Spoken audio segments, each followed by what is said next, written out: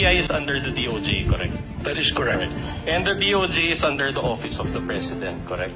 That is correct. Now, BBM, in short, BBM has control and supervision over both NBI and the... Your Honor, I'm hearing comments from the prosecution. I don't mean any disrespect to the President. It's just for purposes of abbreviation and just calling him BBM. But at any rate, I'll move on to my question.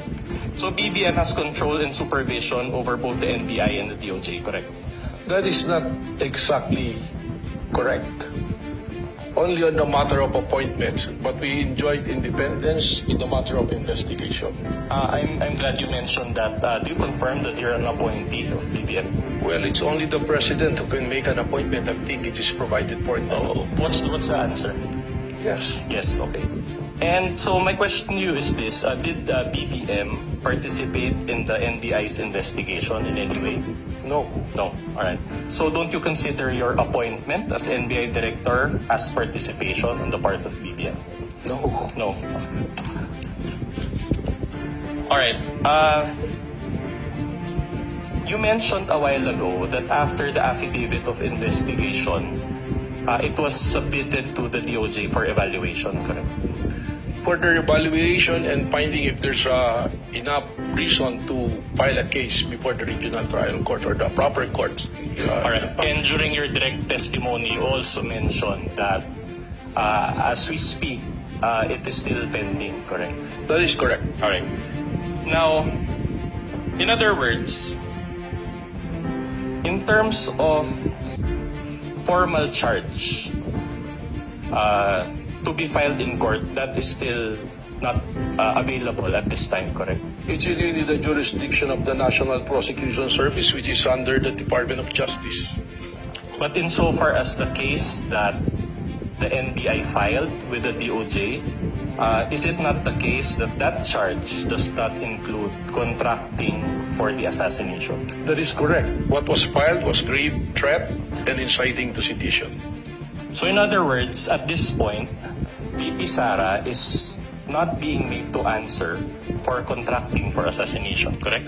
That is exactly what that my testimony covered.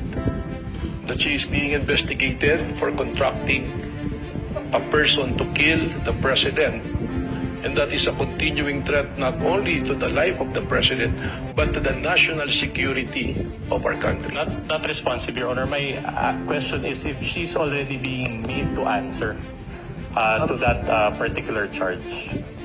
Made to answer, counsel, meaning Subpoenaed. has she been subpoenaed? I'll be more specific. Has she been subpoenaed in terms of contracting for assassination? Well, in this impeachment court, she is being on trial. And that is very well covered by the articles.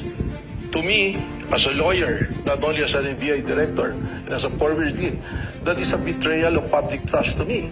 Because she made an oath of office that she will protect, defend the Constitution, execute laws, we could do justice to others. Director, let the court intervene at this juncture. That is not responsive to the question of counsel. Kindly just answer the question.